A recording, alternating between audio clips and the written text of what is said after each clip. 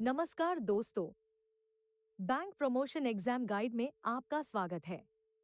आज के इस सेशन में हम जनवरी से जून 2026 तक के top RBI circulars, master directions और बैंकिंग अवेयरनेस को कवर करेंगे। आपकी शानदार तैयारी के लिए हमने कुल 700 प्लस एमसीक्यूज की एक पूरी सीरीज तैयार की है। यह उसी सीरीज का पार्ट 1 है, जिसमें हम सीधा एग्जाम ओरिएंटेड क्वेश्चंस पर फोकस करेंगे। चलिए शुरू करते हैं। चलिए इस सवाल को देखते हैं। In June 2026, RBI announced the first phase of cross-border payment connectivity with Cambodia. Which Cambodian bank partnered with NPCI International Payments Limited, NIPLA, to launch this service? Option A. Akleda Bank PLC. Option B. Canada Bank. Option C. Advanced Bank of Asia. Option D. Foreign Trade Bank of Cambodia.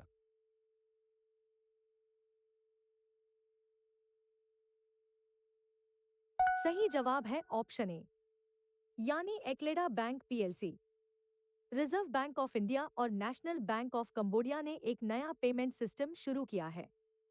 इसकी मदद से भारतीय यात्री Cambodia की दुकानों पर अपने unified payments interface apps का इस्तेमाल करके पेमेंट कर सकते हैं।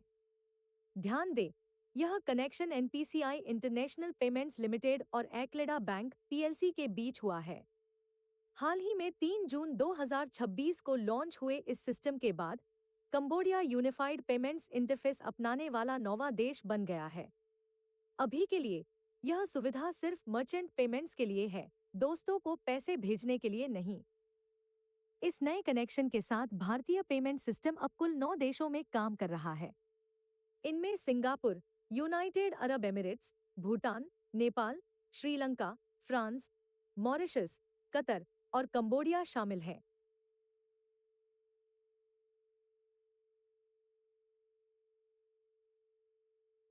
अगले सवाल में हम इसी पेमेंट सिस्टम के स्टैंडर्ड पर चर्चा करेंगे। चलिए अब अगले सवाल पर नजर डालते हैं। Under the cross-border payment linkage with RBI, Indian travelers can make merchant payments in Cambodia by scanning the national QR code standard of the country. What is the name of this payment standard? Option A. Prompt Pay. Option B. Pay Now. Option C. Wait QR. Option D. KHQR.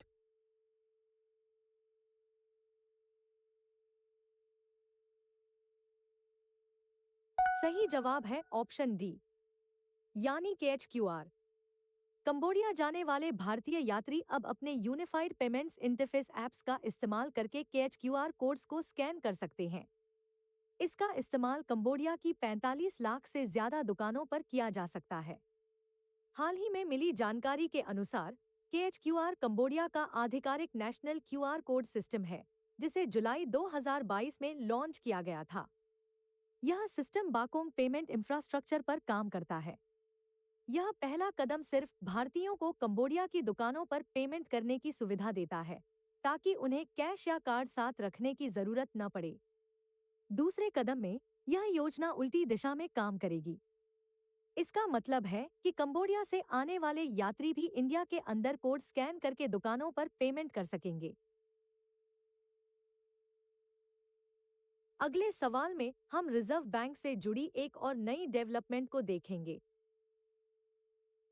चलिए इस सवाल का जवाब जानते हैं। Which entity has the Reserve Bank of India recognized as a self-regulatory organization for the account aggregator ecosystem, SRO? Option A. Data Security Council of India, DSCI. Option B. Sahmati Foundation. Option C. Fintech Association for Consumer Empowerment, FACE. Option D. National Payments Corporation of India, NPCI.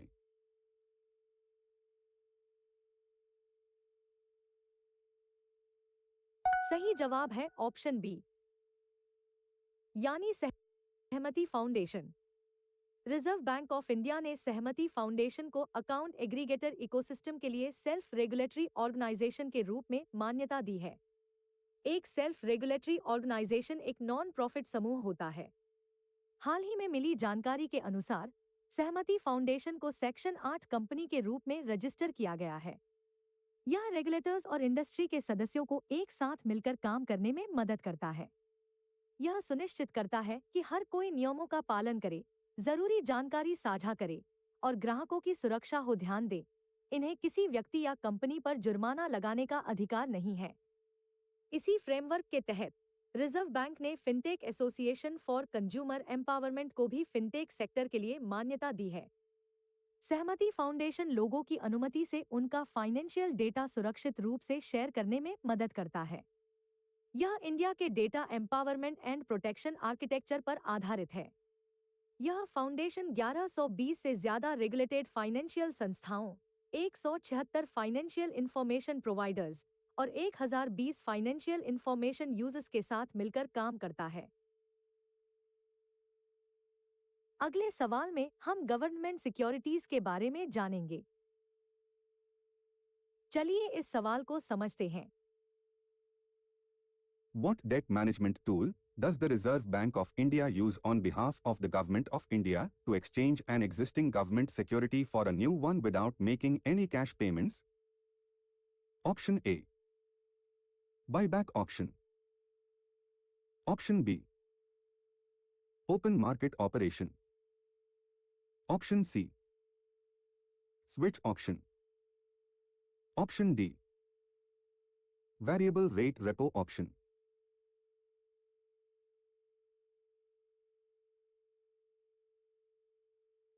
सही जवाब है option C, यानी switch auction.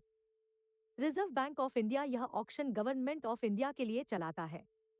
इसका मुख्य काम पुराने government bond को नए बॉन्ड से बदलना है। जब कोई पुराना बॉन्ड खत्म होने वाला होता है तो सरकार पैसे वापस करने के बजाय निवेशकों को उसे एक नए बॉन्ड से बदलने का मौका देती है, जिसकी आखिरी तारीख आगे की होती है। ध्यान दें, इसमें कोई कैश का लेन देन नहीं होता और सरकार कोई नया पैसा उधार नहीं लेती। सरकार इस टूल का इस्तेमाल अपने कर्ज के भुगतान को आने वाले सालों में बांटने के लिए करती है। इसका असल कारण यह है कि हाल ही में 15 जून 2026 को सरकार ने इसी तरह 30,000 करोड़ का स्विच ऑक्शन किया था, ताकि कर्ज चुकाने का प्रेशर कम हो सके। इससे उनका रिस्क कम होता है और बाजार में ट्रेडिंग भी बनी रहती है।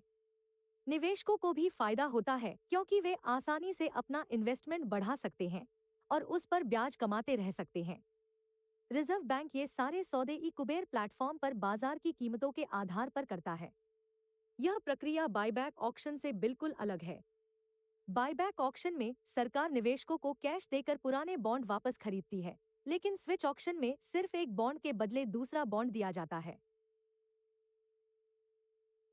अब बढ़ते हैं हमारे अगले सवाल की ओर। चलिए इस सवाल को विस्तार से देखते हैं। As per the RBI guidelines on responsible business conduct, what is the regulatory definition of compulsory bundling? Option A. A bank transferring the management of a loan to a third-party recovery agent without notice. Option B. A bank restricting the sale of third-party financial products to high net worth individuals. Option C. A bank making the availment of one product conditional upon the availment of another.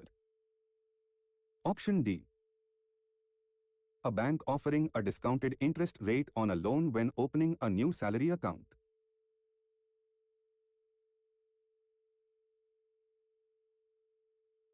सही जवाब है option C, यानी conditional availment. इसका मतलब है कि एक bank किसी ग्राहक को अपना मनचाहा पहला प्रोडक्ट या सर्विस देने के लिए एक दूसरा प्रोडक्ट लेने पर मजबूर करता है। यह नियम हर दूसरे प्रोडक्ट पर लागू होता है। हाल ही में आई रिजर्व बैंक की 2026 की नई सेकंड अमेंडमेंट गाइडलाइंस के अनुसार अगर बैंक ऐसा करता है तो इसे बिना स्पष्ट सहमति के हुई मिससेलिंग माना जाएगा। ध्यान दें, इससे कोई फर्क नहीं पड़ता कि यह जबरदस्ती दिया गया दूसरा प्रोडक्ट बैंक ने खुद बनाया है या फिर यह किसी और कंपनी का प्रोडक्ट है जिसे बैंक सिर्फ बेच और प्रमोट कर रहा है। बैंक अब होम लोन के साथ लाइफ इंश्योरेंस लेने के लिए किसी को मजबूर नहीं कर सकते। चलिए अब पिछले 5 सवालों का क्विक रिवीजन कर लेते हैं। एक्लेडा बैंक पीएलसी ने एनपीसीआई के साथ मिलकर कंबोडिया में यूपीआई पेमेंट शुरू किया है। केज क्यूआर कंबोडिया का आधिकारिक नेशनल क्यूआर कोड स्टैंडर्ड है।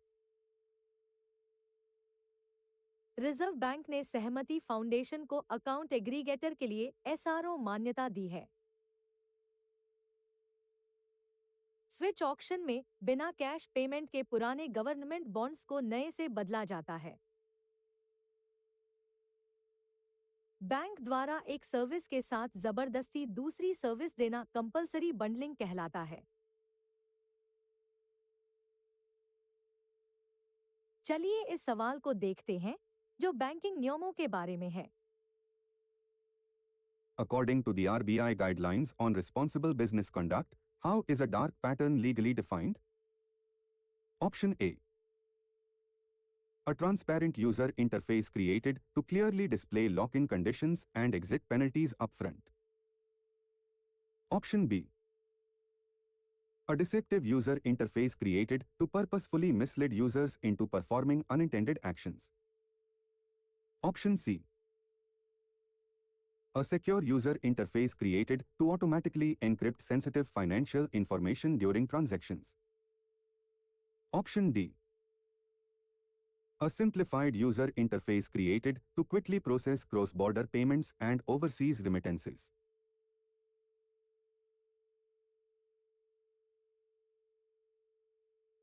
सही जवाब है ऑप्शन बी, यानी deceptive user interface. Dark pattern ग्राहकों को धोखा देते हैं क्योंकि ये उनकी अपनी चॉइस बनाने और सही डिसीजन लेने की क्षमता को बर्बाद कर देते हैं।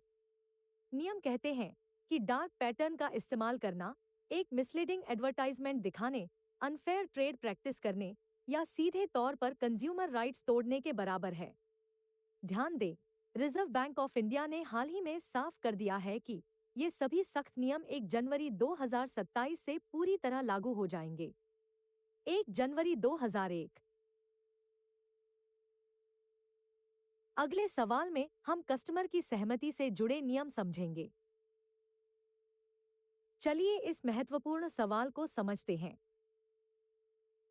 As per the RBI guidelines on responsible business conduct, how is explicit consent legally defined? Option A. A verbal understanding reached during a phone call without any written or digital confirmation required. Option B. A passive acceptance of a financial service where the customer fails to reject the offer within 30 days. Option C. A specific, informed, and unambiguous indication of choice through a recorded statement or affirmative action. Option D. A generalized agreement to banking terms obtained by the customer simply browsing the bank's main website.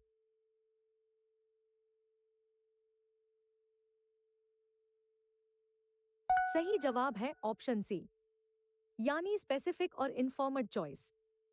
यह बहुत कड़ा नियम है जो यह पक्का करता है कि कोई भी बैंक सिर्फ अंदाजा नहीं लगा सकता कि कस्टमर किसी डील के लिए राजी है। कस्टमर का एग्रीमेंट हमेशा क्लियर रिटेन डॉक्यूमेंट्स या रिकॉर्डेड स्टेटमेंट से साबित होना चाहिए। इसका असल कारण यह है कि रिजर्व बैंक अब पूरी तरह से कस्टमर प्रोटेक्शन पर फोकस कर रहा है। इसीलिए नए नियमों के तहत डिजिटल फॉर्म्स में डिफॉल्ट ऑप्शन हमेशा नो या आई डू नॉट एग्री पर सेट होना चाहिए। 2 जनवरी 2001। चलिए अब जानते हैं कि मिस सेलिंग किसे माना जाता है। अब इस सवाल की ओर बढ़ते हैं। According to the RBI guidelines on responsible business conduct, which scenario is classified as mis-selling a financial product? Option A.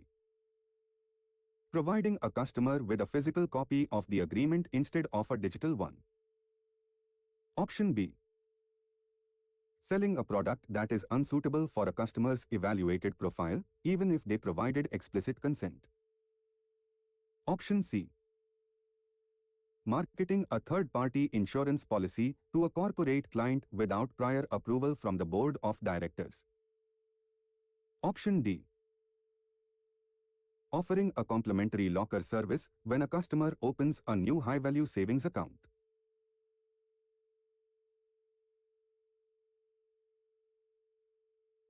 सही जवाब है ऑप्शन बी, यानी अनसूटेबल प्रोडक्ट बेचना, भले ही कस्टमर ने सहमति दी हो। मिस सेलिंग बैंक के अपने प्रोडक्ट्स और दूसरी कंपनियों के प्रोडक्ट्स दोनों पर लागू होती है। इसके कुल 5 कंडीशंस हैं। पहला, प्रोडक्ट का कस्टमर की प्रोफाइल से मैच न होना। दूसरा, गलत या अधूरी जानकारी देना। तीसरा, कस्टमर की साफ सहमति न होना। चौथा, एक प्रोडक्ट के साथ जबरदस्ती दूसरा प्रोडक्ट थमा देना। और पांचवां, कोई भी दूसरी गलत प्रैक्टिस करना। इन नए नियमों के तहत अगर मिस सेलिंग साबित हो जाती है तो बैंक को कस्टमर का पूरा पैसा फुल रिफंड करना होगा। 2 जनवरी 2001। अगले सवाल में डायरेक्ट सेलिंग एजेंट्स के नियम पर चर्चा करेंगे। चलिए इस सवाल पर नजर डालते हैं। As per the RBI guidelines, what is the maximum time allowed for a bank to update the public list of its empaneled direct selling agents on its website after any modification? Option A. Within 7 calendar days of the modification. Option B. Within 14 calendar days of the modification. Option C. Within 30 business days of the modification. Option D. Within 45 business days of the modification.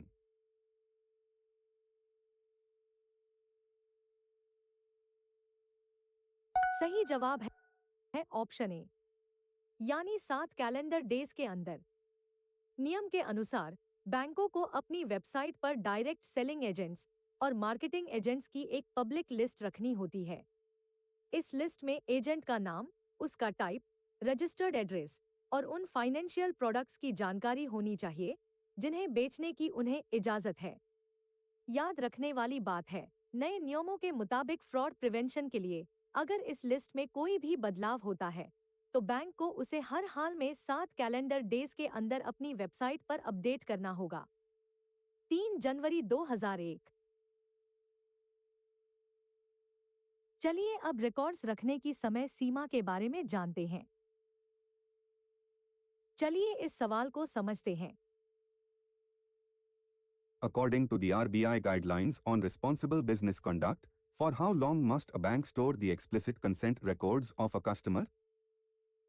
Option A. For a minimum of 3 years from the date the initial account was opened. Option B.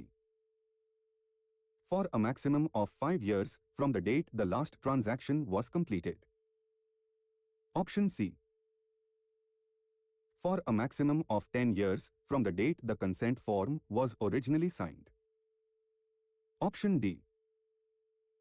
For a minimum of 1 year from the date the contract for that product ends.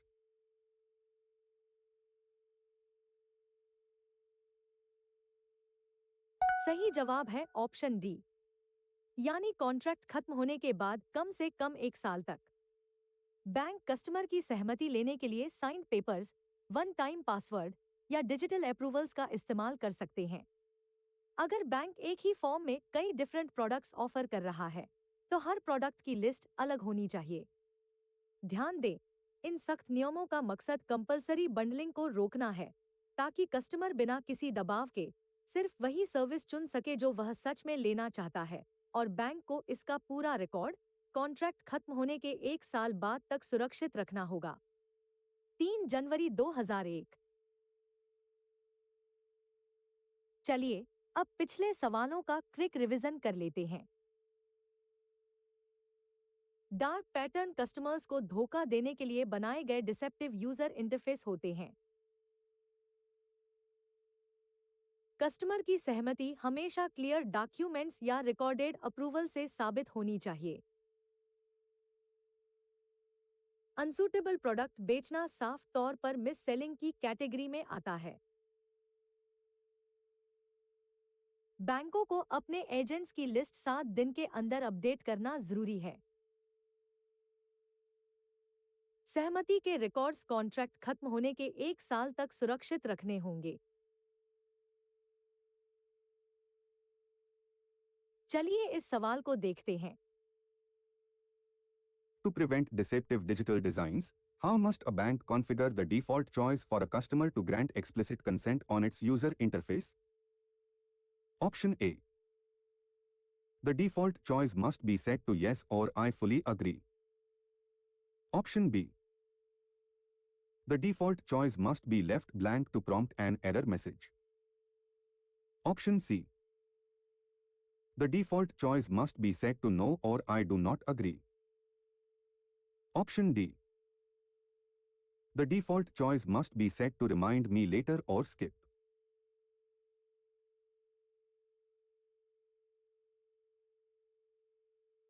सही जवाब है option C, यानी no और I do not agree. इसका असल कारण यह है कि कोई भी कस्टमर बिना नियमों और शर्तों को देखे सहमति नहीं दे सकता है।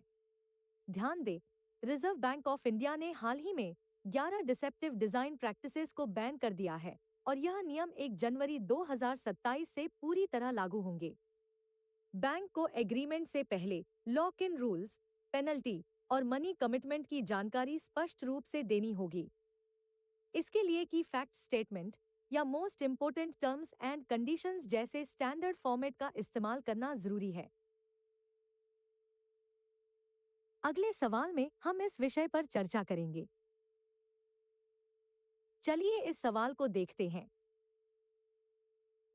As per the RBI guidelines on responsible business conduct, under what condition is a bank permitted to send promotional alerts to a customer?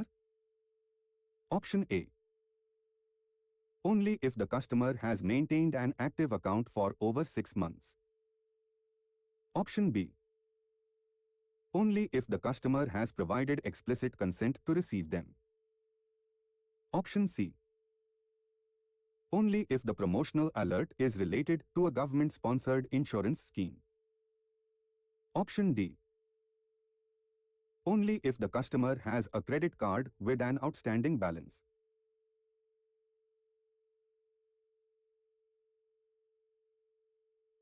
सही जवाब है ऑप्शन बी, यानी एक्सप्लिसिट कंसेंट। इसका असल कारण यह है कि कोई भी बैंक बिना आपकी मंजूरी के आपको प्रमोशनल मैसेज नहीं भेज सकता। हाल ही में इसे digital personal data protection act के कड़े नियमों के साथ भी जोड़ दिया गया है ताकि कस्टमर्स की प्राइवेसी बनी रहे। ध्यान दें, यह नियम बैंक के अपने फाइनेंशियल प्रोडक्ट्स और दूसरी कंपनियों के प्रोडक्ट्स दोनों पर लागू होता है। इसके साथ ही इन प्रमोशनल अलर्ट्स को बंद करने यानी ऑप्ट आउट करने का प्रोसेस भी बहुत ही आसान और सिंपल होना चाहिए। अगले सवाल में हम इस विषय पर चर्चा करेंगे। चलिए इस सवाल को देखते हैं। As per the RBI guidelines on responsible business conduct, during what standard time window are bank employees and agents permitted to make telephonic contacts or customer visits? Option A. Between 8 o'clock hours and 18 o'clock hours. Option B. Between 9 o'clock hours and 19 o'clock hours. Option C. Between 10 o'clock hours and 20 o'clock hours. Option D. Between 9 o'clock hours and 17 o'clock hours.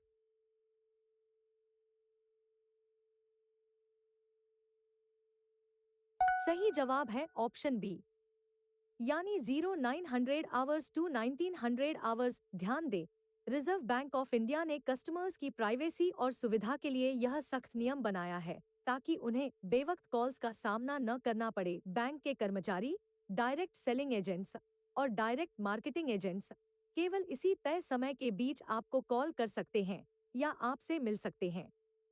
अगर वे सुबह 9 बजे से पहले या शाम 7 बजे के बाद कांटेक्ट करना चाहते हैं, तो इसके लिए उन्हें कस्टमर की एक्सप्लिसिट प्रायर परमिशन पहले से लेनी होगी।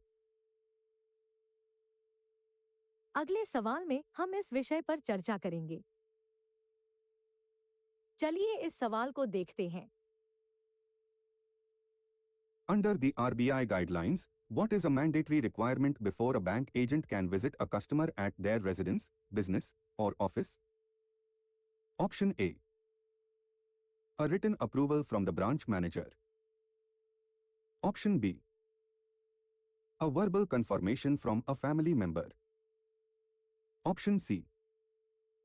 An explicit prior consent from the customer. Option D. An official notification sent via registered post.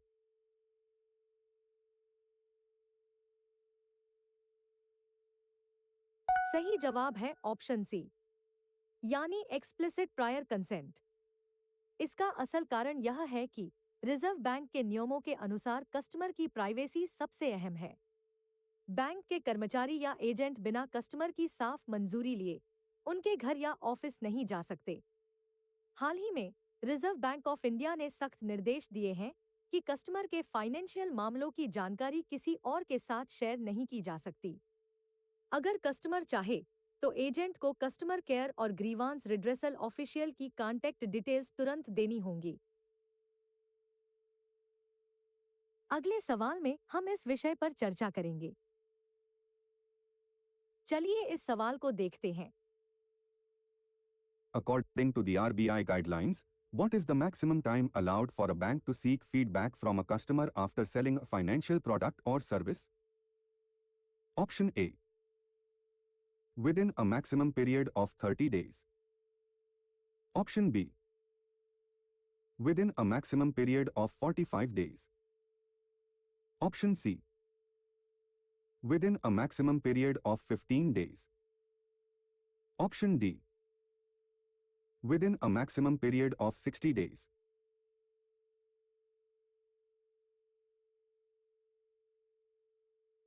सही जवाब है ऑप्शन ए, यानी मैक्सिमम 30 डेज।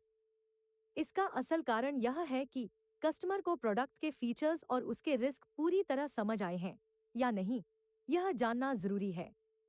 बैंक को इस फीडबैक सिस्टम के जरिए रैंडम कस्टमर्स से सर्वे या कॉल बैक करना होगा। ध्यान दें, निष्पक्षता बनाए रखने के लिए यह काम बैंक के उस डिपार्टमेंट द्वारा किया जाना चाहिए जिसका सेल्स से कोई लेना देना न हो। हैरानी की बात है कि इस फीडबैक के नतीजों को हर 6 महीने में रिव्यू किया जाएगा ताकि कस्टमर्स को मिस सेलिंग से बचाया जा सके।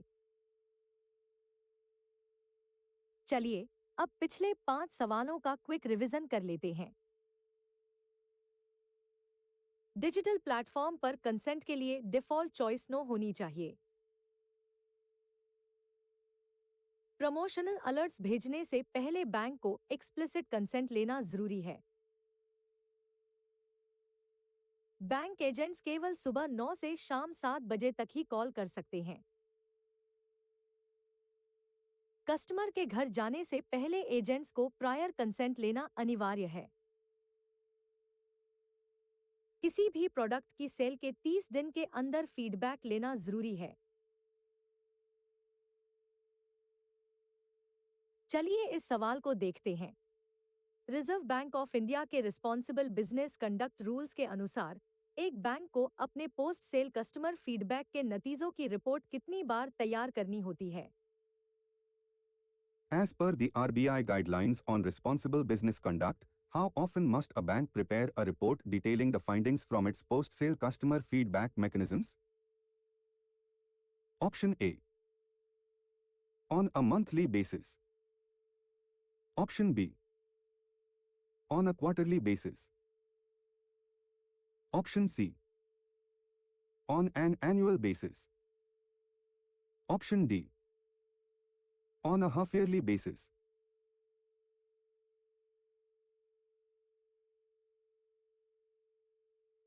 सही जवाब है ऑप्शन डी, यानी हाफ ईयरली बेसिस। ध्यान दें, बैंक्स को यह रिपोर्ट हर 6 महीने में बनानी होती है और इस टाइमलाइन को बदला नहीं जा सकता। हाल ही में जून 2026 के नए निर्देशों के अनुसार इसे कंज्यूमर प्रोटेक्शन को बढ़ाने के लिए लागू किया गया है। इस रिक्वायर्ड रिपोर्ट में जो असली नतीजे मिलते हैं उन्हें सीधे बैंक की मैनेजमेंट टीम को इस्तेमाल करना होता है। उन्हें इस जानकारी का इस्तेमाल अपने मौजूदा नियमों को लगातार रिव्यू करने और अपने फाइनेंशियल प्रोडक्ट्स के फीचर्स को सुधारने के लिए करना चाहिए। अगले सवाल में हम इस विषय पर चर्चा करेंगे। चलिए अब इस सवाल पर फोकस करते हैं। रिजर्व बैंक की गाइडलाइंस के तहत अगर फाइनेंशियल सेक्टर रेगुलेटर ने कोई अलग टाइमलाइन सेट नहीं की है, तो कस्टमर के लिए मिस सेलिंग की कंप्लेंट दर्ज करने की डिफॉल्ट समय सीमा क्या है? Under the RBI guidelines, what is the default time limit for a customer to lodge a mis-selling complaint if no alternative timeline is set by the relevant financial sector regulator? Option A. Within 15 days of receiving the signed copy of the agreement. Option B. Within 30 days of receiving the signed copy of the agreement. Option C. Within 45 days of receiving the signed copy of the agreement. Option D. Within 60 days of receiving the signed copy of the agreement.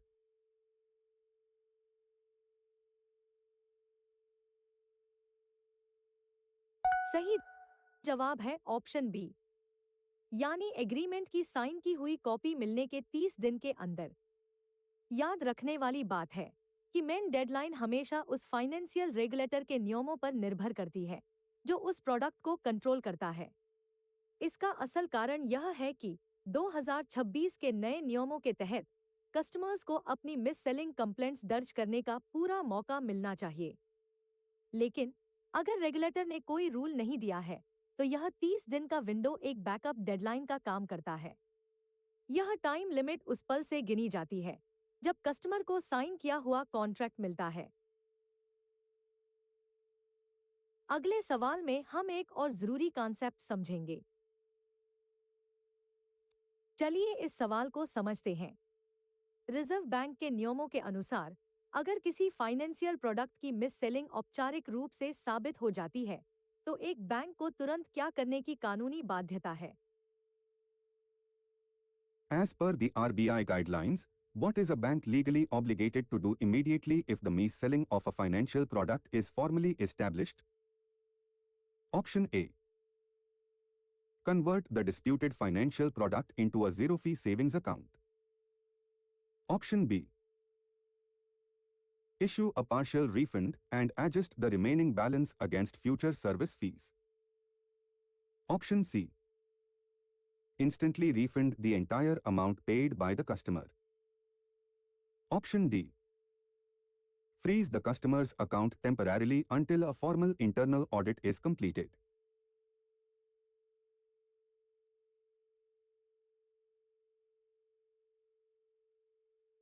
सही जवाब है option C, यानी customer द्वारा चुकाए गए पूरे पैसे को तुरंत रिफंड करना। ध्यान दें, कस्टमर को 100% पैसा वापस देने और सेल को कैंसिल घोषित करने के साथ ही बैंक को एक और नियम का पालन करना होता है। हाल ही में आई गाइडलाइंस के अनुसार बैंक को कस्टमर को उस रियल लॉस के लिए भी एक्स्ट्रा पैसा देना होगा जो उन्हें इस बैड सेल की वजह से हुआ है। यह एक्स्ट्रा पेमेंट उन नियमों के आधार पर तय किया जाता है जिन्हें बैंक के बोर्ड ऑफ डायरेक्टर्स ने अप्रूव किया हो। चलिए एक और दिलचस्प सवाल की तरफ बढ़ते हैं। अब इस सवाल पर ध्यान देते हैं। डार्क पैटर्न्स पर रिजर्व बैंक की गाइडलाइंस के तहत फॉल्स अर्जेंसी की भ्रामक प्रैक्टिस को कैसे परिभाषित किया गया है? Under RBI guidelines on dark patterns, how is the deceptive practice of false urgency defined? Option A. Falsely stating or implying a sense of urgency to mislead a user into making an immediate purchase. Option B. Deliberately hiding the terms and conditions of a loan inside a complicated digital menu. Option C. Unauthorized inclusion of supplementary insurance products during the final checkout screen.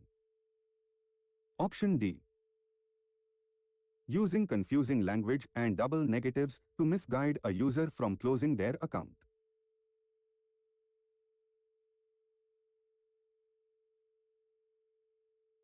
सही जवाब है option A, यानी झूठी urgency दिखाना ताकि user तुरंत खरीदारी कर ले। रिजर्व बैंक ने हाल ही में 11 ऐसे डिजिटल ट्रिक्स की पहचान की है जिन्हें डार्क पैटर्न्स माना जाता है। इस ट्रिक के एग्जाम्पल्स में बैंकिंग एप्स पर स्पेशल डील्स के लिए काउंटडाउन टाइमर्स दिखाना या फिर एक्ट नाउ और ऑफर एंड सून जैसे दबाव वाले शब्दों का इस्तेमाल करना शामिल है। इसका एक और बड़ा एग्जाम्पल कस्टमर्स से यह झूठ बोलना है कि अगर उन्होंने तुरंत लोन नहीं लिया तो प्री अप्रूव्ड लोन्स पर इंटरेस्ट रेट्स बढ़ जाएंगे। बैंक ऐसा इसलिए करते हैं ताकि कस्टमर्स को दूसरी कंपनियों के अदर चॉइस देखने से रोका जा सके। अब आज के सेशन के आखिरी सवाल पर आते हैं। चलिए इस सवाल को एक्सप्लोर करते हैं। डार्क पैटर्न्स पर रिजर्व बैंक के नियमों के अनुसार किस सेक्शन को बास्केट स्नीकिंग के रूप में क्लासिफाई किया गया है? According to the RBI rules on dark patterns, what action is classified as basket sneaking? Option A. Advertising a high savings interest rate without disclosing the minimum balance requirement. Option B. Disrupting a user with repeated and unpermitted prompts to enable non-essential browser cookies. Option C. Making the cancellation process for a paid credit card subscription impossible or highly complex. Option D. Unauthorized inclusion of additional items at checkout without explicit user consent.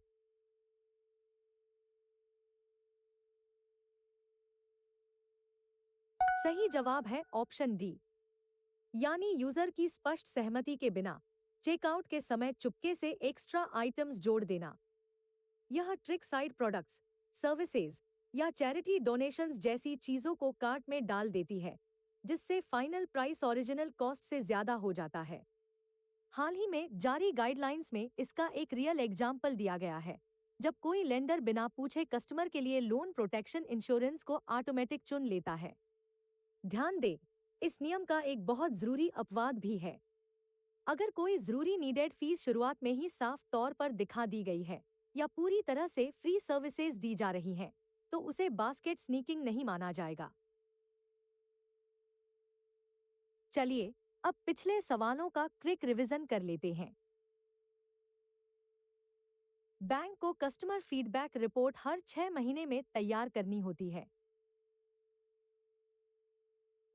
Miss selling complaint file करने की default time limit 30 दिन की होती है। Miss selling साबित होने पर bank को पूरा पैसा तुरंत रिफंड करना होता है। फॉल्स अर्जेंसी एक डार्क पैटर्न है जो झूठा दबाव बनाकर तुरंत खरीदारी करवाता है। बास्केट स्नीकिंग में बिना पूछे चेकआउट के समय एक्स्ट्रा आइटम्स जोड़ दिए जाते हैं। चलिए इस सवाल को देखते हैं। As per the RBI regulatory guidelines, how is the dark pattern known as confirm shamming described? Option A. Displaying the bank's preferred option in bright colors while obscuring other relevant information. Option B. Using fear, shame, ridicule, or guilt to nudge a user into purchasing a product or continuing a subscription. Option C. Revealing extra processing charges surreptitiously only after the user confirms the final transaction. Option D. Forcing a user to share their personal location data just to open a basic digital savings account.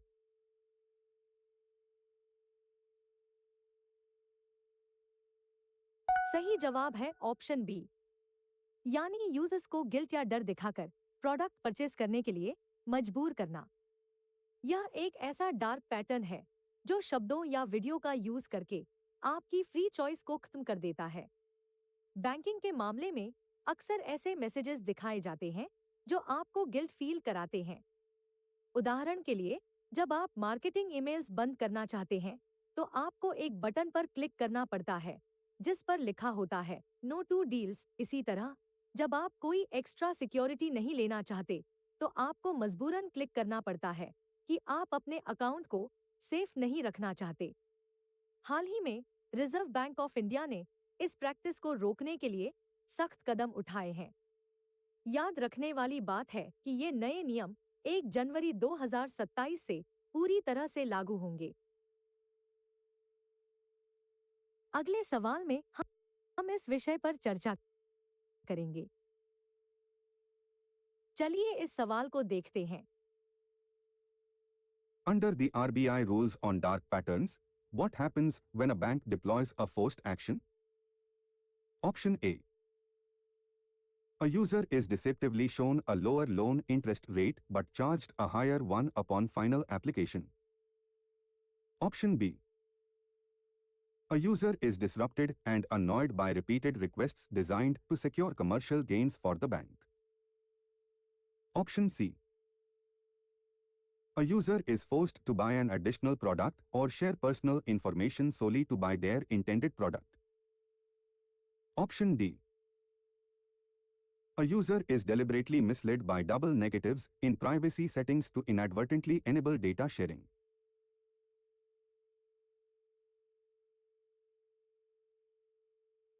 सही जवाब है option C, यानी user को extra product खरीदने के लिए मजबूर करना।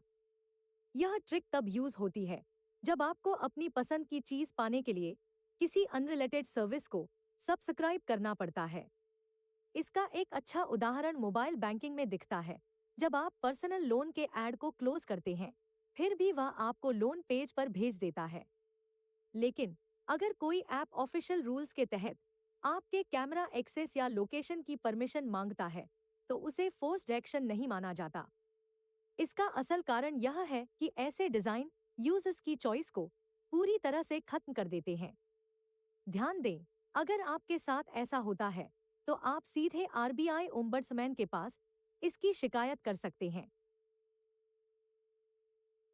अगले सवाल में हम इस विषय पर चर्चा करेंगे। चलिए इस सवाल को देखते हैं। Under the Reserve Bank of India's Supervisory Data Quality Index (SDQI) grading system, what score threshold results in a bank's data submission being classified as a major concern? Option A. Scores below 80. Option B. Scores below 75. Option C. Scores below 70. Option D. Scores below 60.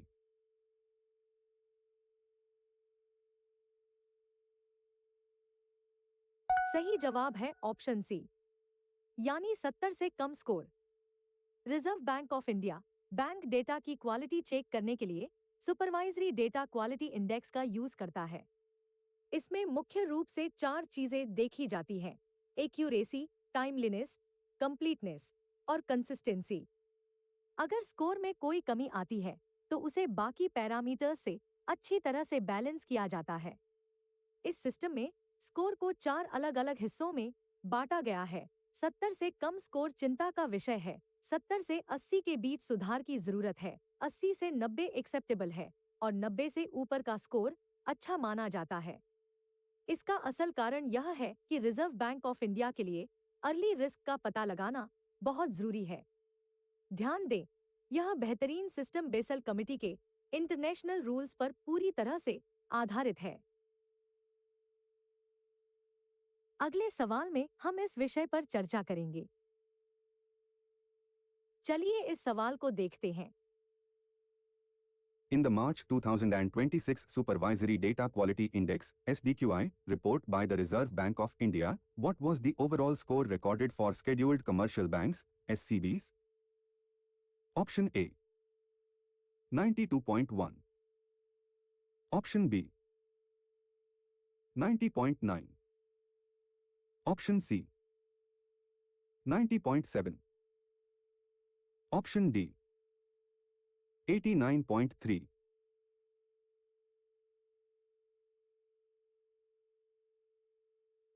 सही जवाब है option C, यानी 90.7।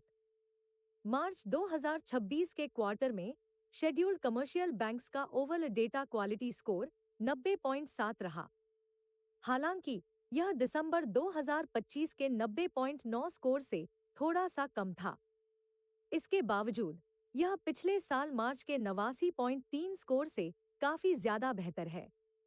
अगर हम 4 हिस्सों की बात करें तो एक्यूरेसी स्कोर 86.8 पर आ गया और टाइमलीनेस स्कोर 92.1 तक गिर गया। लेकिन अच्छी बात यह रही कि कंप्लीटनेस स्कोर बढ़कर 96.4 हो गया और कंसिस्टेंसी स्कोर भी 87.4 पर पहुंच गया। यह पावरफुल इंडेक्स पूरे देश के 87 कमर्शियल बैंक्स का डेटा एक साथ चेक करता है। हाल ही में टोटल स्कोर में एक साल के अंदर आया सुधार पूरे इंडियन बैंकिंग सिस्टम के लिए एक बहुत बड़ा पॉजिटिव साइन है। अगले सवाल में हम इस विषय पर चर्चा करेंगे। चलिए इस सवाल को देखते हैं। Based on the Reserve Bank of India's Supervisory Data Quality Index (SDQI) classifications for March 2026, which banking group recorded the highest overall data quality score? Option A. Foreign banks. Option B. Public sector banks. Option C. Small finance banks. Option D. Private sector banks.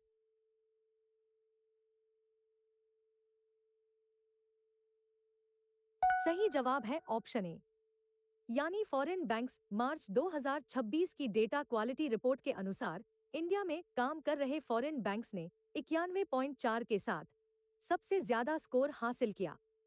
यह उनका दिसंबर 2025 के 90.7 से बेहतर प्रदर्शन था और वे अकेले ऐसा ग्रुप थे जिन्होंने ग्रोथ दिखाई।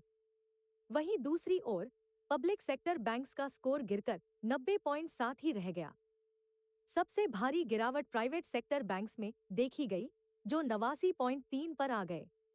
इस भारी गिरावट की वजह से प्राइवेट बैंक्स अब एक्सेप्टेबल बकेट में पूरी तरह से शामिल हो गए हैं।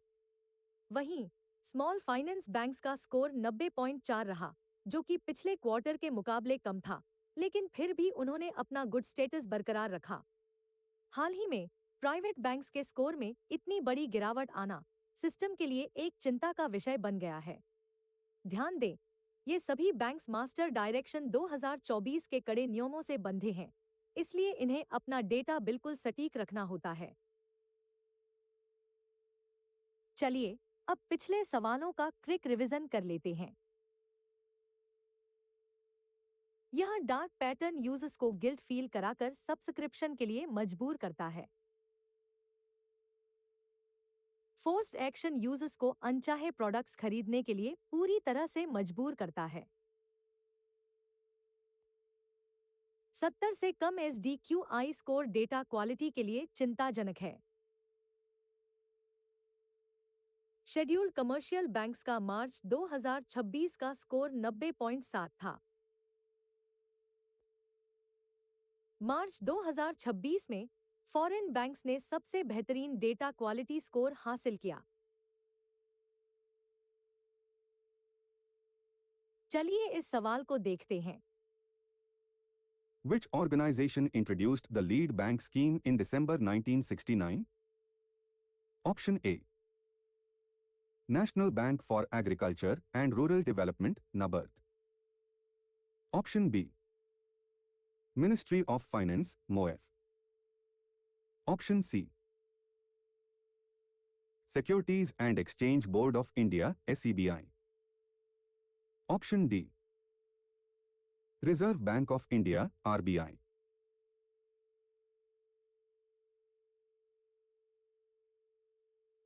सही जवाब है ऑप्शन डी, यानी रिजर्व बैंक ऑफ इंडिया। ध्यान दें, रिजर्व बैंक ऑफ इंडिया ने दिसंबर 1969 में लीड बैंक स्कीम की शुरुआत की थी। इसका असल कारण यह है कि इसे गाडगिल स्टडी ग्रुप और नरीमन कमेटी की सिफारिशों पर तैयार किया गया था। इस स्कीम का मुख्य लक्ष्य बैंक्स, गवर्नमेंट ग्रुप्स और डेवलपमेंट एजेंसीज के बीच तालमेल बैठाना है। इसके दो मुख्य लक्ष्य हैं। पहला, प्रायोरिटी सेक्टर्स में लोन का फ्लो बढ़ाना ताकि सबका विकास हो सके, और दूसरा, फाइनेंशियल इंक्लूजन को गहरा करना जिससे लोग आसानी से फाइनेंशियल सर्विसेज का इस्तेमाल कर सकें। अगले सवाल में हम इसी विषय पर आगे चर्चा करेंगे। चलिए अब इस सवाल पर नजर डालते हैं। As per the guidelines for the lead bank scheme, what is the title of the official appointed by the designated commercial bank to oversee the program within a given district? Option A. District Development Coordinator, DDC. Option B. Chief Regional Officer, CRO. Option C. Lead District Manager, LDM. Option D. Zonal Operations Director, ZOD.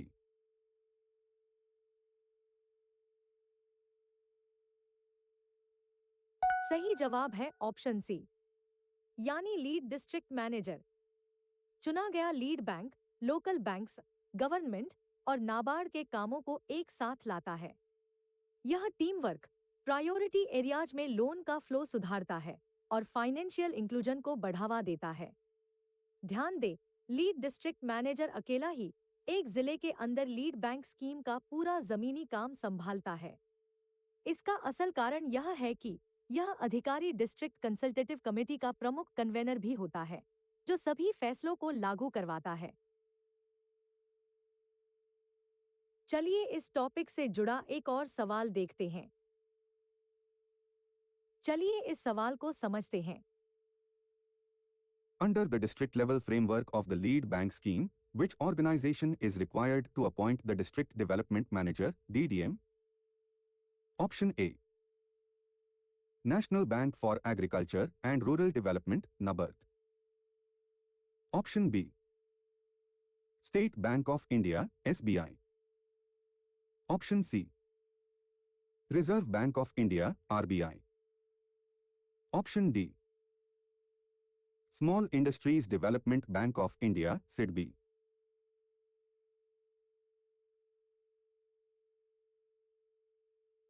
सही जवाब है option A, यानी national bank for agriculture and rural development. NABARD द्वारा नियुक्त व्यक्ति जिले के financial groups और नाबार्ड के बीच एक मुख्य कड़ी का काम करता है। इनका काम रूरल क्रेडिट को बढ़ावा देना और एग्रीकल्चरल डेवलपमेंट को सपोर्ट करना है। यही अधिकारी पूरे जिले का पोटेंशियल लिंक्ड क्रेडिट प्लान भी बनाता है, जो लोन टारगेट तय करता है। दूसरी ओर रिजर्व बैंक ऑफ इंडिया अपने एक ऑफिसर को लीड डिस्ट्रिक्ट ऑफिसर के रूप में नियुक्त करता है। याद रखने वाली बात है कि यह ऑफिसर लीड बैंक स्कीम के लिए जिले में रिजर्व बैंक ऑफ इंडिया का सीधा प्रतिनिधि होता है। अगले सवाल की ओर बढ़ते हैं। चलिए इस सवाल पर ध्यान देते हैं। As per the rules for the State Level Bankers Committee, what is the lowest acceptable rank for a zonal head to be designated as the convener when a general manager is unavailable? Option A. Assistant General Manager, AGM. Option B. Deputy General Manager, DGM. Option C. Chief Manager, CM. Option D.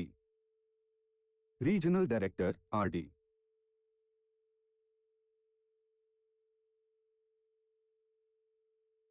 सही जवाब है option B, यानी deputy general manager.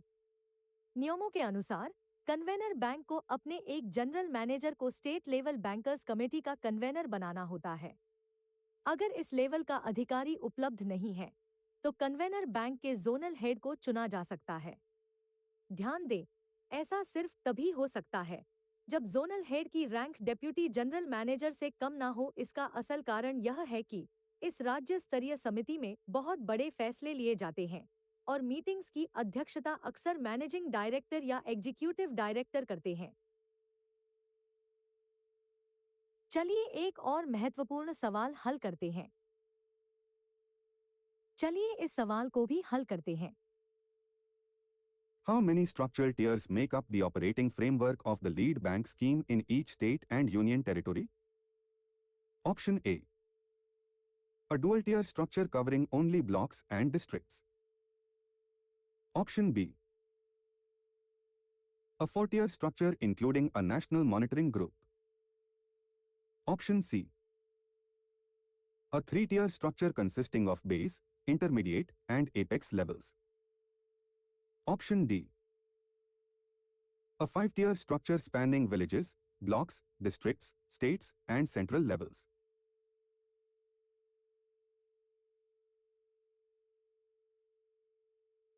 सही जवाब है option C, यानी base, intermediate और apex level वाला 3 टियर स्ट्रक्चर। यह सेटअप हर स्टेट और यूनियन टेरिटरी में काम करता है, जिसमें बैंक्स और गवर्नमेंट एजेंसीज शामिल होती हैं। इसे 3 अलग-अलग लेवल्स में बांटा गया है। सबसे नीचे का बेस लेवल है ब्लॉक लेवल बैंकर्स कमेटी। बीच के इंटरमीडिएट लेवल में डिस्ट्रिक्ट कंसल्टेटिव कमेटी और डिस्ट्रिक्ट लेवल रिव्यू कमेटी आती हैं। और सबसे ऊपर का अपेक्स लेवल है स्टेट लेवल बैंकर्स कमेटी या union territory level bankers committee. याद रखने वाली बात है कि जमीनी स्तर से लेकर ऊपर तक सही तालमेल बनाए रखने के लिए ये सभी कमेटियां आमतौर पर हर तिमाही में मीटिंग करती हैं। चलिए अब पिछले 5 सवालों का क्विक रिवीजन कर लेते हैं। रिजर्व बैंक ऑफ इंडिया ने दिसंबर 1969 में लीड बैंक स्कीम शुरू की थी। लीड डिस्ट्रिक्ट मैनेजर एक जिले के अंदर लीड बैंक स्कीम का पूरा काम संभालता है। नाबार्ड डिस्ट्रिक्ट डेवलपमेंट मैनेजर को नियुक्त करता है, जो रूरल क्रेडिट के लिए अहम है। जनरल मैनेजर ना होने पर कम से कम डेप्यूटी जनरल मैनेजर रैंक का जोनल हेड कन्वेनर बनता है। Lead bank scheme base, intermediate और अपेक्स लेवल वाले 3 टियर स्ट्रक्चर पर काम करती है। चलिए इस विषय से जुड़े इस अहम सवाल को देखते हैं। Under the lead bank scheme framework, what is the primary purpose of the Block Level Bankers Committee (BLBC) formed in each block of a district? Option A. To draft the overarching state-level annual credit plan. Option B. To prepare and review the implementation of the block credit plan. Option C. To distribute direct cash transfers under the Rural Subsidy Framework. Option D. To audit the financial records of the District Consultative Committee (DCC).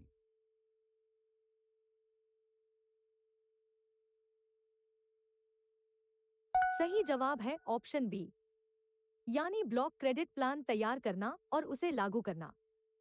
हाल ही में reserve Bank of India ने lead bank scheme के नियमों में बड़े बदलाव किए हैं, ताकि जमीनी स्तर पर काम बेहतर हो सके। ध्यान दें, यह कमेटी इस स्कीम के 3 स्तरीय ढांचे में सबसे निचले स्तर पर काम करती है। इसका मुख्य काम बैंक्स, गवर्नमेंट और स्थानीय विकास समूहों के बीच तालमेल बिठाना है। इसके अलावा ब्लॉक स्तर पर लोन प्रोग्राम्स चलाते समय आने वाली समस्याओं को सुलझाना भी इसी की जिम्मेदारी है। अगले सवाल में हम इस कमेटी के अध्यक्ष के बारे में जानेंगे। अब स्क्रीन पर दिए गए इस सवाल पर ध्यान देते हैं। Which official is mandated to convene and chair the Block Level Bankers Committee (BLBC)? Option A. The District Development Manager (DDM). Option B.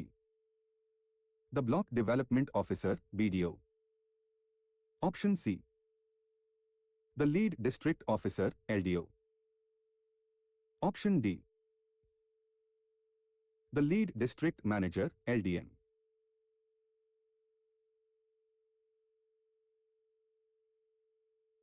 सही जवाब है ऑप्शन डी, यानी लीड डिस्ट्रिक्ट मैनेजर। इसका असल कारण यह है कि इस स्कीम में यह अधिकारी जिले के स्तर पर मुख्य बैंकिंग अथॉरिटी के रूप में काम करता है। ध्यान दें, इस कमेटी के मुख्य सदस्यों में उस ब्लॉक में काम करने वाले सभी बैंक्स के ब्रांच मैनेजर शामिल होते हैं। इनमें small finance banks, payments banks, foreign banks की सब्सिडियरी और रूरल व कोऑपरेटिव बैंक्स शामिल हैं। इसके अलावा ब्लॉक डेवलपमेंट ऑफिसर और कृषि व बिजनेस के टेक्निकल अधिकारी भी इसके सदस्य होते हैं। याद रखने वाली बात है, बैंक्स के हेड ऑफिस को अपनी ब्रांच खोलने या बंद करने की जानकारी लीड डिस्ट्रिक्ट मैनेजर को अनिवार्य रूप से देनी होती है। अगले सवाल में हम नाबार्ड के अधिकारियों की भूमिका पर चर्चा करेंगे। चलिए लीड बैंक स्कीम से जुड़े इस सवाल को समझते हैं। Option A. Meetings in which the block credit plan is finalized. Option B. Meetings where the state-level annual credit plan is launched. Option C. Meetings focused on auditing the District Consultative Committee (DCC). Option D. Meetings where the lead district manager (LDM) is officially appointed.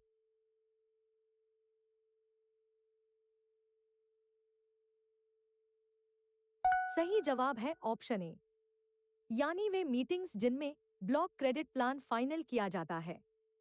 हाल ही में rural credit और विकास को बढ़ावा देने के लिए नाबार्ड के इन अधिकारियों की भूमिका और भी महत्वपूर्ण कर दी गई है। ध्यान दें, ये अधिकारी समय समय पर रेगुलर कमेटी मीटिंग्स में भी हिस्सा ले सकते हैं। हर 6 महीने में पंचायत समितियों के प्रतिनिधियों को भी बुलाया जाता है ताकि वे लोन प्लानिंग पर अपनी राय दे सकें। इसके अलावा रिजर्व बैंक ऑफ इंडिया के लीड डिस्ट्रिक्ट ऑफिसर और बैंक्स के बड़े अधिकारी भी कभी-कभी इनमें शामिल हो सकते हैं। कुछ अन्य मेहमानों में लोकल सेल्फ हेल्प ग्रुप्स के लीडर्स और rural self employment training institutes के डायरेक्टर्स भी आ सकते हैं। अगले सवाल में हम इन मीटिंग्स की डेडलाइंस को समझेंगे। आइए टाइमलाइन से जुड़े इस महत्वपूर्ण सवाल को हल करते हैं। What is the standard time frame within which the quarterly block level bankers committee (BLBC) meetings must be conducted? Option A. Within 30 days of the end of the respective quarter. Option B. Within 45 days of the end of the respective quarter. Option C. Within 60 days of the end of the respective quarter. Option D. Within 90 days of the end of the respective quarter.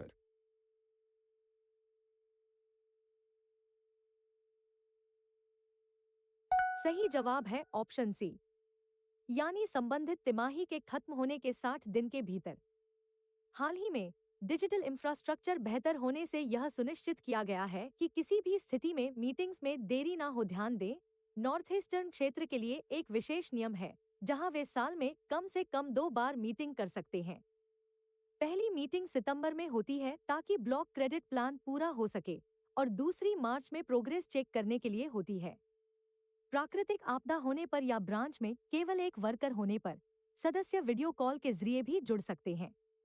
याद रखने वाली बात है, अगर कोई meeting किसी वजह से टल जाती है तो उसे हर हाल में अगली तिमाही खत्म होने से पहले आयोजित करना होता है। अगले सवाल में हम मीटिंग के बाद की जरूरी कागजी कार्रवाई को देखेंगे। चलिए कमेटी के नियमों पर आधारित इस सवाल को देखते हैं। What is the required deadline for circulating the official minutes after a block level bankers committee (BLBC) meeting concludes? Option A. Within 5 days of the meeting. Option B. Within 10 days of the meeting. Option C. Within 15 days of the meeting. Option D. Within 30 days of the meeting.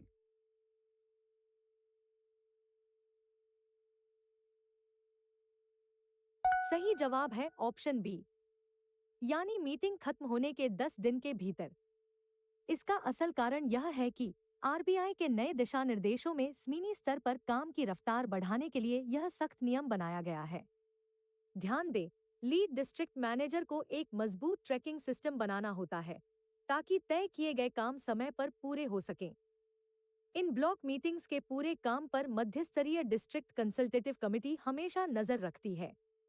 याद रखने वाली बात है, अगर block स्तर पर रोजमर्रा की कोई समस्या नहीं सुलझती है तो उस मुद्दे को इसी कमेटी के पास भेजा जाता है ताकि बड़े जिला स्तर पर उस पर चर्चा हो सके।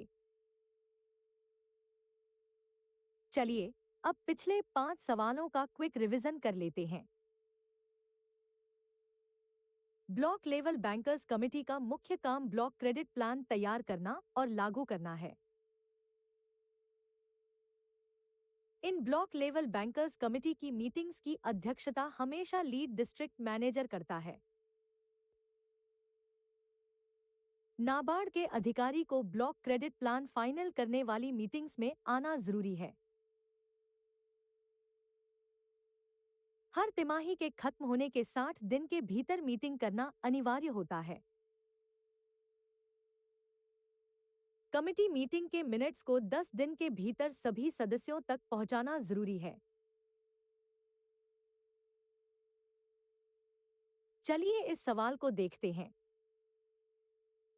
Under the lead bank scheme, which official is mandated to chair the District Consultative Committee, DCC? Option A. The lead district manager, LDM. Option B. The district collector, DC, or district magistrate, DN. Option C. The lead district officer, LDO. Option D. The district development manager, DDM.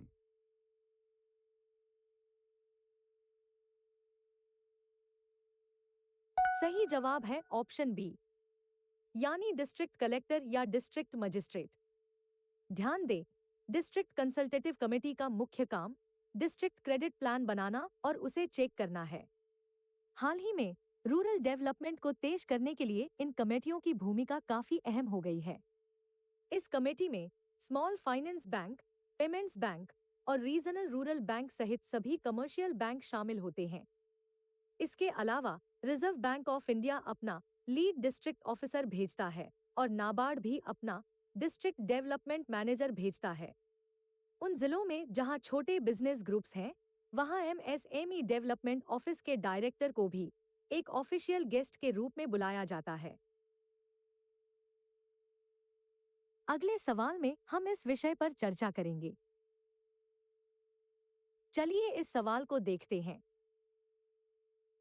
What is the mandated time frame for the lead district manager, LDM, to convene quarterly district consultative committee, DCC, meetings following the end of a quarter? Option A. Within 45 days. Option B. Within 90 days. Option C. Within 30 days. Option D. Within 60 days.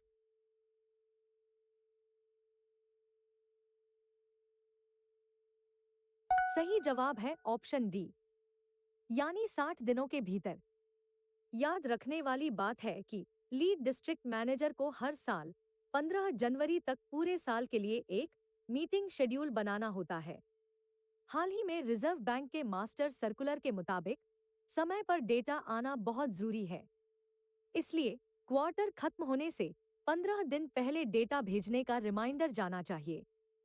फिर quarter खत्म होने के 20 दिन बाद meeting के papers बांटे जाते हैं और मीटिंग होने के 10 दिनों के भीतर मीटिंग के नोट्स भी भेजे जाने चाहिए। अगर बैंक के डिस्ट्रिक्ट कोऑर्डिनेटर्स लगातार इन मीटिंग्स में नहीं आते हैं, तो इस समस्या की report reserve Bank of India के रीजनल ऑफिस को तुरंत दी जानी चाहिए। अगले सवाल में हम इस विषय पर चर्चा करेंगे। चलिए इस सवाल को देखते हैं। Within the lead bank scheme framework, what is the primary function of the District Level Review Committee, DLRC, as compared to the District Consultative Committee, DCC? Option A. It serves as a review forum to devise solutions for credit flow and gather feedback. Option B. It acts as an enforcement agency to penalize banks for missing credit targets. Option C. It functions as a direct lending branch to distribute rural agricultural loans. Option D. It works as an audit committee to check the daily accounts of local bank branches.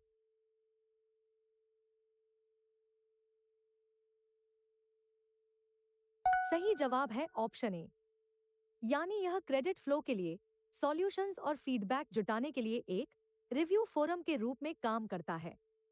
ध्यान दें, district level review committee public leaders को यह देखने का एक खास मौका देती है कि जिले में विकास कैसा हो रहा है। हाल ही में रूरल क्रेडिट फ्लो को सुधारने में इस फीडबैक सिस्टम ने बहुत मदद की है। उनके कामों को अलग रखने के लिए इन रिव्यू मीटिंग्स को regular district consultative committee meetings के साथ नहीं मिलाया जाना चाहिए। साथ ही इस रिव्यू ग्रुप द्वारा लिए गए किसी भी फैसले पर बाद में होने वाली regular district consultative committee meetings में चर्चा की जानी चाहिए और उन्हें फॉलो अप भी किया जाना चाहिए। अगले सवाल में हम इस विषय पर चर्चा करेंगे। चलिए इस सवाल को देखते हैं। Under the lead bank scheme, which group of individuals must be mandatorily invited to participate in the district level review committee (DLRC) meetings? Option A. Managing directors of all commercial banks in the state. Option B. Members of the State Level Bankers Committee (SLBC) steering group. Option C. Local members of parliament, members of legislative assembly and Zilla Panchayat chiefs. Option D. Chief executive officers of all registered microfinance institutions.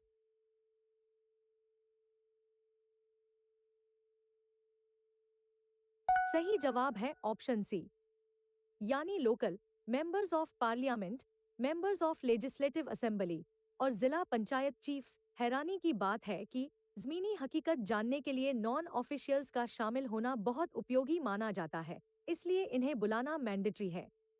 Regular members के साथ साथ इस review group में state minority commission के लोग भी शामिल होने चाहिए। इसके अलावा SC/ST कॉरपोरेशंस के मेंबर्स और रूरल लोन्स पाने वाले लोग भी इस कमेटी का हिस्सा होते हैं। लोकल नॉलेज का फायदा उठाने के लिए यह ग्रुप प्रोग्रेसिव फार्मर्स और लोकल फैक्ट्री ओनर्स को भी स्पेशल गेस्ट्स के रूप में इनवाइट कर सकता है। अगले सवाल में हम इस विषय पर चर्चा करेंगे। चलिए इस सवाल को देखते हैं। What is the minimum frequency required for the public meetings arranged by the lead district manager (LDM) for creating awareness and obtaining feedback? Option A. At least one meeting every half year. Option B. At least one meeting every month. Option C. At least one meeting every quarter. Option D. At least one meeting every year.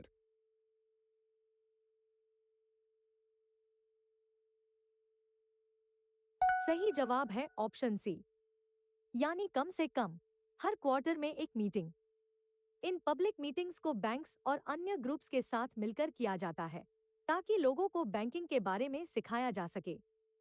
हाल ही में financial literacy को बढ़ावा देने के लिए इन meetings को काफी अहम माना गया है। इन मीटिंग्स में लोगों की राय ली जाती है और उनकी ग्रीवांसेस यानी शिकायतों को दूर करने का तरीका बताया जाता है। इसके अलावा मैनेजर्स को फाइनेंशियल लिटरेसी सेंटर्स और rural self employment training institutes बनाने में भी मदद करनी होती है। उन्हें बैंक वर्कर्स और सरकारी अधिकारियों के लिए हर साल में एक बार ट्रेनिंग वर्कशॉप्स भी चलानी होती हैं ताकि वे प्रोग्राम्स को बेहतर तरीके से समझ सकें। चलिए अब पिछले सवालों का क्विक रिवीजन कर लेते हैं।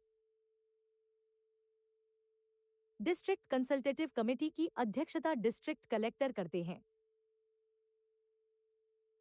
लीड डिस्ट्रिक्ट मैनेजर को 60 दिनों के भीतर मीटिंग बुलानी होती है। डिस्ट्रिक्ट लेवल रिव्यू कमेटी एक रिव्यू फोरम के रूप में काम करती है। रिव्यू कमेटी में MP और MLA का होना मैंडेटरी है। लीड डिस्ट्रिक्ट मैनेजर को हर क्वार्टर में एक पब्लिक मीटिंग करनी होती है। चलिए इस सवाल को देखते हैं। Which state government official is required to co-chair the State Level Bankers Committee (SLBC) meetings alongside the top executive of the convener bank? Option A. The Director General of Police. Option B. The Chief Secretary. Option C. The State Finance Minister. Option D. The Principal Accountant General.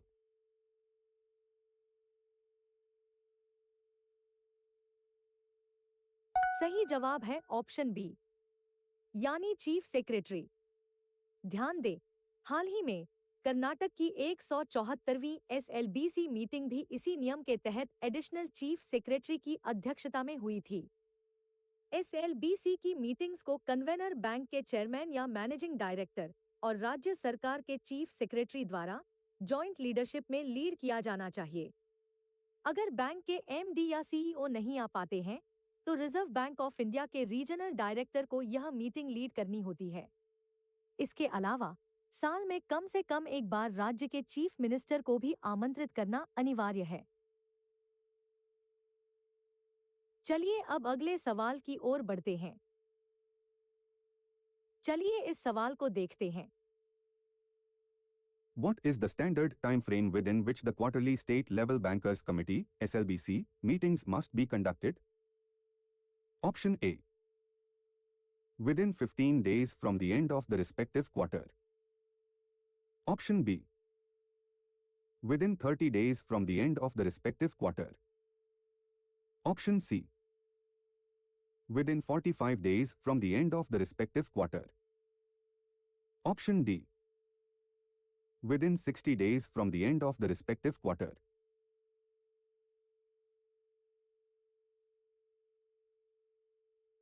सही जवाब है option C, यानी 45 दिन। याद रखने वाली बात है, रिजर्व बैंक ऑफ इंडिया की लीड बैंक स्कीम के तहत यह टाइमलाइन बहुत सख्त है ताकि लोन वितरण की समीक्षा में कोई देरी न हो। 15 जनवरी तक पूरे साल का शेड्यूल बन जाना चाहिए। मीटिंग चलाने वाले को क्वार्टर खत्म होने के 15 दिन के भीतर सारा डेटा मिलना चाहिए और 20 दिन के भीतर मीटिंग का एजेंडा शेयर किया जाना चाहिए।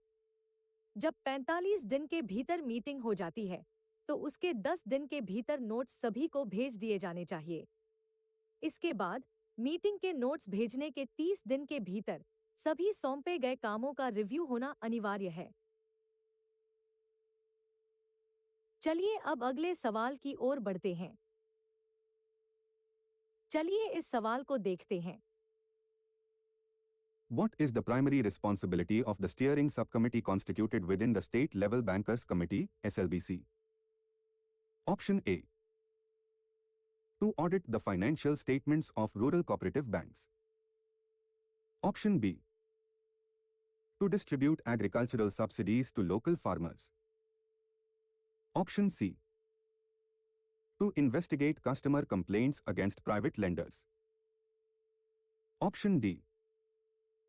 To finalize a compact agenda for the apex meetings.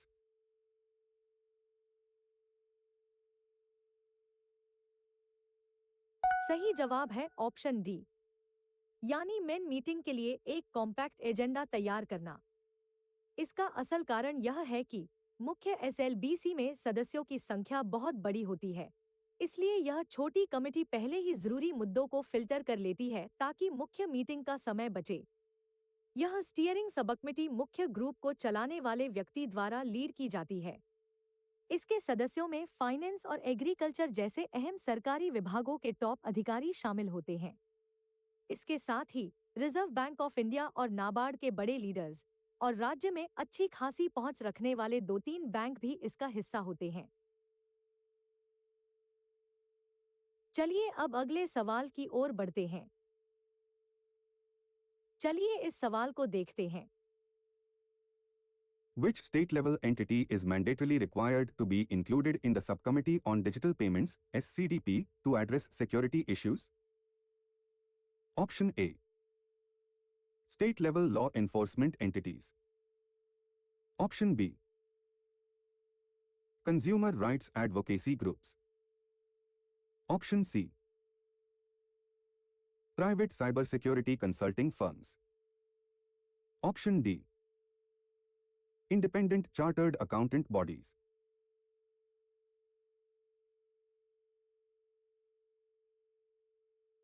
सही जवाब है ऑप्शन ए, यानी राज्य स्तर की पुलिस या लॉ एनफोर्समेंट एजेंसियां। हाल ही में बढ़ते हुए साइबर फ्रॉड और ऑनलाइन घोटालों को देखते हुए डिजिटल पेमेंट्स को सुरक्षित बनाना बहुत जरूरी हो गया है। मुख्य प्लानिंग ग्रुप के अलावा 4 और छोटे ग्रुप्स होते हैं जो हर 3 महीने में मुख्य मीटिंग से पहले मिलते हैं। इनमें से डिजिटल पेमेंट्स पर काम करने वाले ग्रुप में राज्य की पुलिस का होना अनिवार्य है ताकि वे डिजिटल सेफ्टी और सेटअप से जुड़ी समस्याओं को सुलझाने में मदद कर सकें। वे अपनी सलाह और एक्शन रिपोर्ट्स अंतिम फैसले के लिए मुख्य ग्रुप को सौंपते हैं। चलिए अब अगले सवाल की ओर बढ़ते हैं। चलिए इस सवाल को देखते हैं। What is the mandated deadline month for finalizing the district's potential linked credit plan (PLP) every year? Option A. March. Option B. September. Option C. June. Option D. December.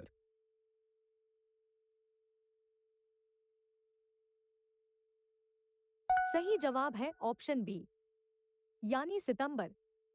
याद रखने वाली बात है कि इसी पोटेंशियल लिंक्ड क्रेडिट प्लान के आधार पर bank अपने अगले फाइनेंशियल ईयर के लोन टारगेट्स तय करते हैं, इसलिए इसका समय पर पूरा होना बहुत जरूरी है। नाबार्ड का डिस्ट्रिक्ट डेवलपमेंट मैनेजर हर साल यह प्लान बनाता है। इसके लिए लीड डिस्ट्रिक्ट मैनेजर को जून में ही एक शुरुआती मीटिंग करनी होती है जिसमें जिले की जरूरतों पर चर्चा होती है।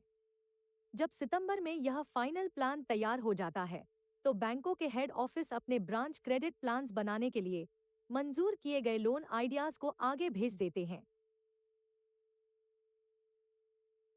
चलिए अब पिछले 5 सवालों का क्विक रिवीजन कर लेते हैं। एसएलबीसी मीटिंग्स को चीफ सेक्रेटरी और कन्वेनर बैंक मिलकर लीड करते हैं। एसएलबीसी की तिमाही मीटिंग्स क्वार्टर खत्म होने के 45 दिन में होनी चाहिए। स्टीयरिंग सब कमेटी का मुख्य काम मिन मीटिंग के लिए एक कॉम्पैक्ट एजेंडा तैयार करना है। साइबर सुरक्षा के लिए डिजिटल पेमेंट्स कमेटी में राज्य की पुलिस का होना अनिवार्य है।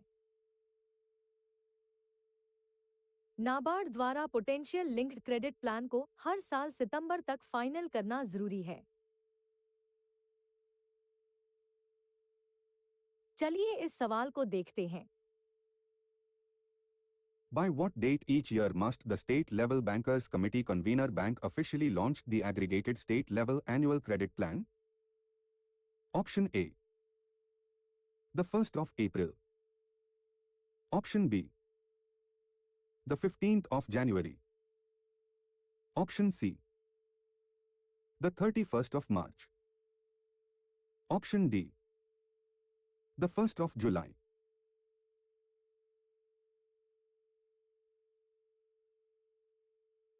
सही जवाब है ऑप्शन ए, यानी 1 अप्रैल। ध्यान दें, इन क्रेडिट प्लान्स को बनाने का तरीका नीचे से ऊपर की ओर जाता है। इसकी शुरुआत ब्रांच क्रेडिट प्लान्स से होती है। इसके बाद ये ब्लॉक क्रेडिट प्लान्स में जाते हैं जिन्हें lead district manager block level bankers committee में इकट्ठा करते हैं। फिर ये डिस्ट्रिक्ट क्रेडिट प्लान बन जाते हैं जिन्हें डिस्ट्रिक्ट कंसल्टेटिव कमेटी से मंजूरी मिलती है। अंत में सब कुछ मिलकर state level annual credit plan बन जाता है। इसका असल कारण यह है कि रिजर्व बैंक ऑफ इंडिया ने डिजिटल पेमेंट इकोसिस्टम और क्रेडिट डिप्लॉयमेंट को बढ़ावा देने के लिए इस एग्रीगेशन को अनिवार्य किया है। हर स्टेट में काम कर रहे बैंकों के हेड ऑफिस को अपने बिजनेस गोल्स को इस फाइनल स्टेट प्लान के साथ मैच करना होता है। चलिए इस विषय को और गहराई से समझते हैं। आइए इस सवाल पर गौर करते हैं। What target credit deposit ratio does the Reserve Bank of India require banks to achieve for their rural and semi-urban branches on an all-India basis? Option A. 75%. Option B, 40%.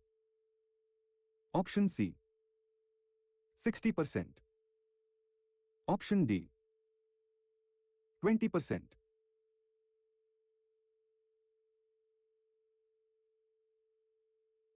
सही जवाब है ऑप्शन सी, यानी 60%।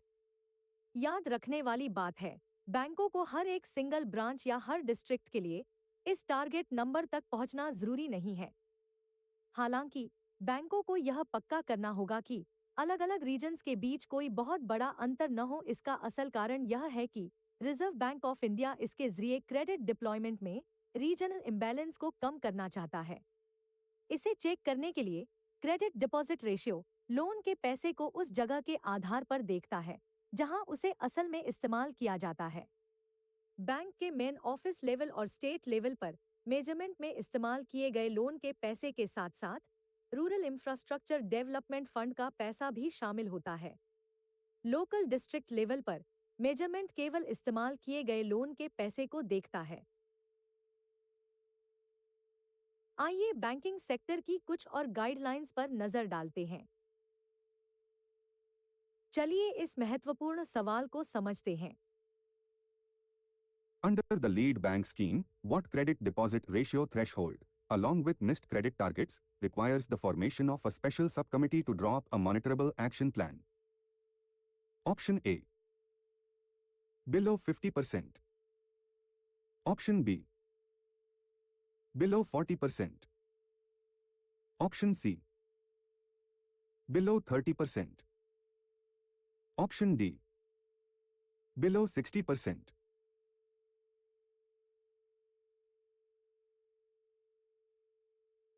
सही जवाब है option B, यानी below 40%। ऐसे districts जिनका क्रेडिट डिपॉजिट रेशियो 40% और 60% के बीच होता है, उन पर डिस्ट्रिक्ट कंसल्टेटिव कमेटी सीधे नजर रखती है। जिन डिस्ट्रिक्ट्स का रेशियो 40% के मार्क से नीचे गिर जाता है और जो अपने क्रेडिट गोल्स को पूरा करने में भी फेल हो जाते हैं, उनके लिए लीड डिस्ट्रिक्ट मैनेजर एक स्पेशल सब कमेटी बुलाते हैं ताकि एक्शन प्लान चलाया जा सके। हाल ही में रिजर्व बैंक ऑफ इंडिया की गाइडलाइंस के अनुसार हिमाचल प्रदेश जैसे राज्यों में भी डिस्ट्रिक्ट एडमिनिस्ट्रेशन इसके तहत सस्टेनेबल ग्रोथ के लिए मॉनिटरेबल एक्शन प्लान लागू करता है। इसके अलावा जिन डिस्ट्रिक्ट्स का रेशियो बिलो 20% होता है, उन्हें एक स्पेशल ग्रुप में रखा जाता है। इस स्पेशल ग्रुप को लोकल फैसिलिटीज बनाने के लिए एक्शन प्लान और स्टेट गवर्नमेंट से सीधे मदद की जरूरत होती है। आइए अब एक और जरूरी नियम को जानते हैं। चलिए इस सवाल पर चर्चा करते हैं। Under the service area approach, what document are banks required to stop asking for from individual borrowers for all types of loans? Option A, a proof of address certificate. Option B, a no due certificate. Option C, an income tax return copy. Option D, a local police clearance certificate.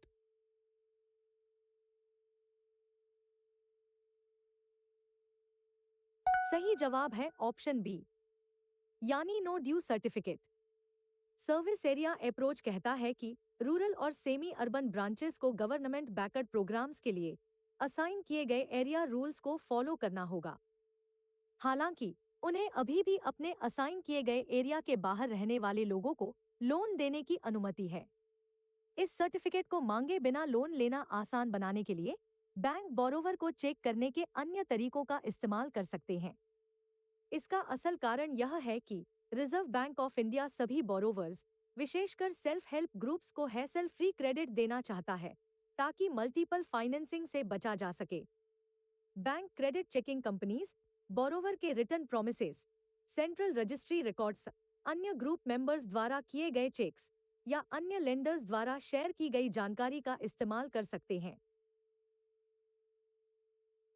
आइए financial inclusion के इस कदम को समझते हैं। चलिए इस सवाल को देखते हैं।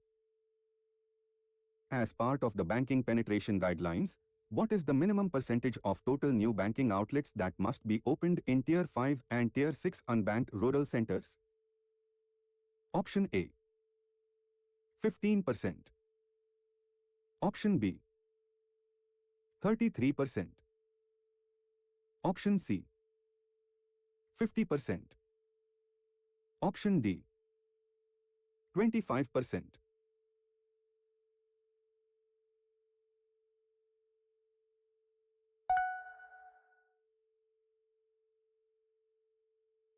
चलिए अब पिछले सवालों का क्विक रिवीजन कर लेते हैं। State level annual credit plan हर साल 1 अप्रैल तक लॉन्च होना चाहिए। रूरल और सेमी अर्बन ब्रांचेस में बैंकों को 60% क्रेडिट डिपॉजिट रेशो अचीव करना चाहिए। बिलो 40% क्रेडिट डिपॉजिट रेशो होने पर एक मॉनिटरेबल एक्शन प्लान बनाना जरूरी है। रूरल एरियाज में लोन के लिए बैंक अब नो ड्यू सर्टिफिकेट नहीं मांग सकते। कम से कम 25% नए banking outlets unbanked rural centres में खुलने चाहिए।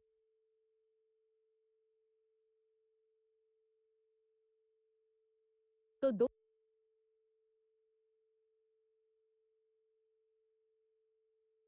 दोस्तों, इसी के साथ जनवरी से जून 2026 तक की हमारी आरबीआई सर्कुलर्स और बैंकिंग अवेयरनेस सीरीज का पार्ट 1 यहीं कंक्लूड होता है।